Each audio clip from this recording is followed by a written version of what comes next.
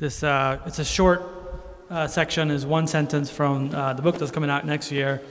So a little bit of context about this section. So the novel there's two characters that they're friends in high school, and then when they grow up, they want to change Ecuador, and then they don't. And so this section is one of the characters called Leopoldo, remembering he's around 30 years old, and he's going to meet Antonio after not having seen him for 10, 15 years, because Antonio has been in San Francisco. And he's remembering a time when they were teenagers. It's less common here in the United States, I think, but in a lot of Catholic countries like mine, I'm from Ecuador, it's very common to have the so-called apparitions of the Virgin Mary. She supposedly shows up and talks to someone. So it's part of the mythology, and it happened when I was in Ecuador. My father actually took me to one of these apparitions up in the mountains. And one of the things that I always found amazing about those kind of events is that I don't remember almost anything about being there.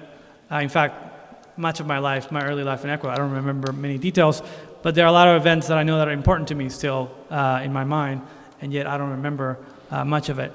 And so this one sentence is my attempt to try to, and by the way, I hate plot in fiction, and I hate characterization, and I hate all the traditional elements of fiction. And so what I was trying to do is I've been trying to write something that doesn't use any of those things.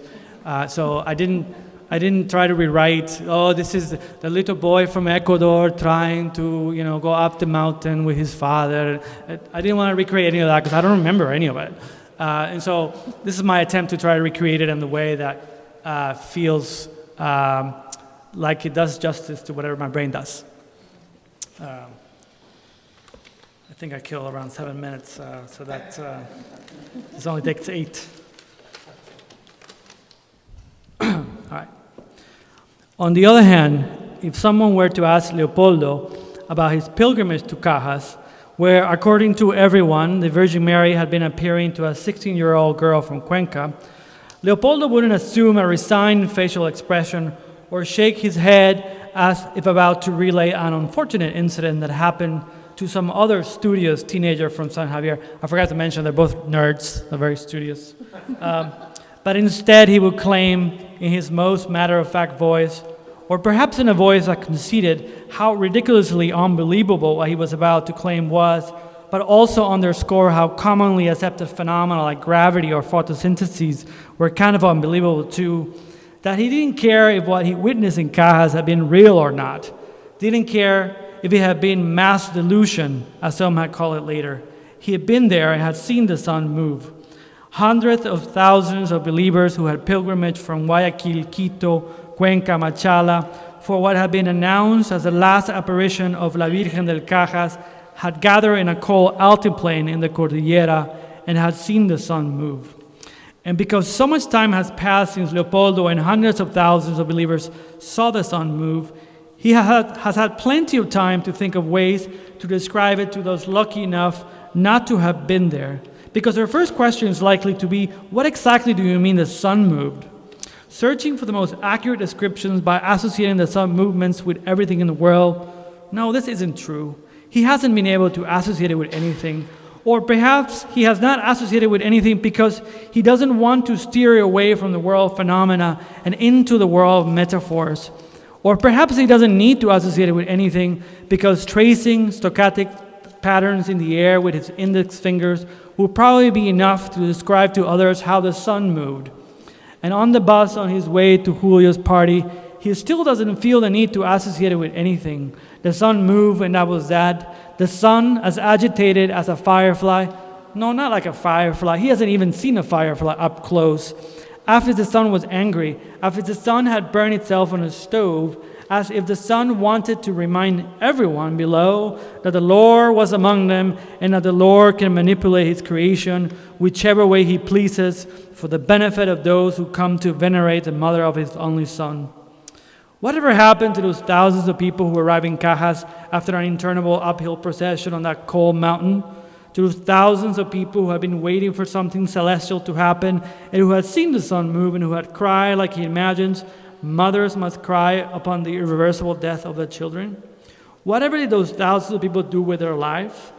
Did they disseminate her message through good deeds, or did they, like Leopoldo, simply what? What have you done with the memory of what's given to you? Forgot her? And yet, since the people who might ask him about his pilgrimage to Cajas are likely to be or have been devoted Catholics, they aren't likely to disbelieve him too much or probe him further about this concept of mass delusion, a concept he has, surprisingly, never researched. Although perhaps it isn't surprising he hasn't researched it, because what difference would it make to him to discover that indeed scientists have concluded that when thousands of believers gather in one place expecting the same unbelievable event to happen, that same unbelievable event is bound to happen. The exact same sun moving inside everyone's head at the exact same time, the exact same process inside everyone's head, unearthing devotional images from movies about the Virgin of Lourdes or Fatima or Guadalupe or Medjugorje, but not from those other movies where processions to honor the Virgin Mary are spooled as a quaint backdrop for worldly protagonists who know better. Although, of course, these kinds of movies are part of it too, unearthing sorrowful images from scapulars or from those thousands of hours praying the rosary out loud, when you were sure you could sense her presence nearby. The exact same process, so overwhelming that in that cold altiplane it triggered the same delusional process in one person, and in the next, and the next, and the next, and then in Leopoldo, and then in Antonio, who had been there too, who was crying and had embraced Leopoldo after the sun moved, and later was to say, "We must do something to change the situations of dramatic poverty, Leopoldo." Everyone crying as the sun moved. And why were they all crying? Because God had finally appeared, or because all those hours imagining a personal relationship with God had not been in vain? No, he didn't know why, and didn't care to know why. He was also crying and embracing everyone nearby, searching for his father who insisted on this pilgrimage, but instead finding Antonio and embracing him. Thousands of people in a cold altiplane in the Andes, crying at the exact same time, embracing at the same time. Sure, he knew it was possible a few hysterics had cried first, leading everyone else to cry as well. And it was also possible a few Catholic lunatics had shrieked and said, "Look, the sun's moving," leading everyone to believe the sun was indeed moving. Because if the sun was moving and you weren't seeing it, that meant you weren't one of the chosen ones, which could perhaps intensify your need for self-induced visions of the sun moving. And although he doesn't remember too many particulars of his pilgrimage to Cajas, for instance, how he arrived there or how he descended from there, or what his father was thinking during the entirety of the trip, or whether the sun moved before or after nothing happened during a specified hour in which the Virgin was supposed to appear for the last time to a young Patricia Talbo from Cuenca, that silent hour in which the Virgin was supposed to appear, and him not seeing or feeling anything, and yet seeing and hearing people around him convulsing as if Mary had touched them, and him wondering if they were the typical Catholic lunatics for whom everything's a sign from God, or if Mary just didn't love him. He does remember what followed the week after, when he returned to San Javier, that's his high school.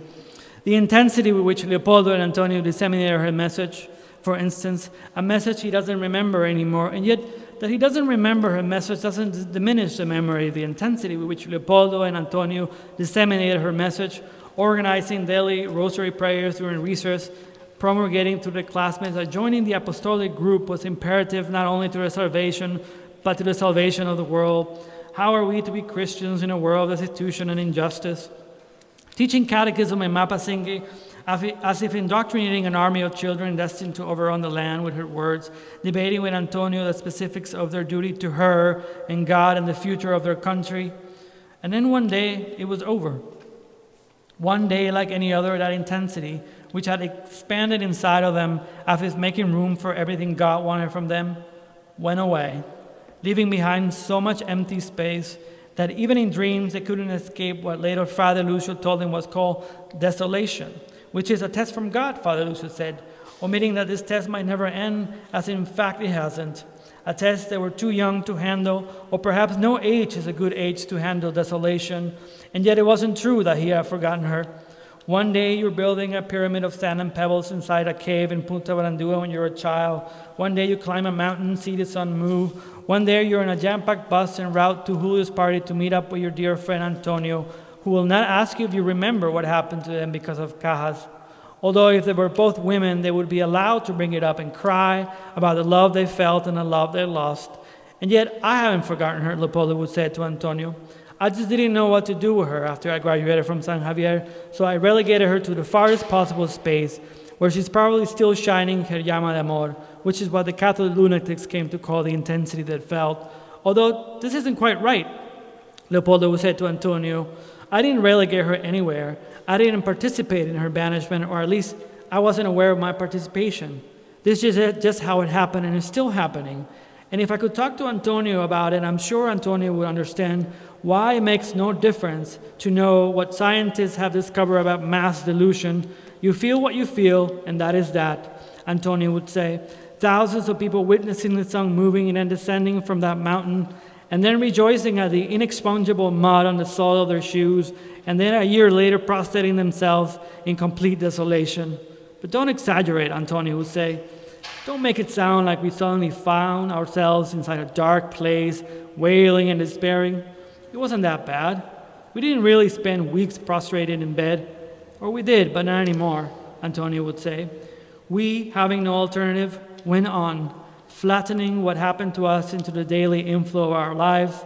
And yet, what would be the point of asking Antonio about Cajas, except to bring it all back so that once again they'll be forced to suppress what is likely to surface to their chests and face and eyes? I know you aren't supposed to be able to look into the sun, but that's just how it happened, Leopoldo would say. Of course, I wouldn't believe it either, and would be actually glad to concede it was mass delusion. But what good would that do to me if I still have all these feelings I don't know what to do with, or I do know what to do with, which is nothing? Thank you.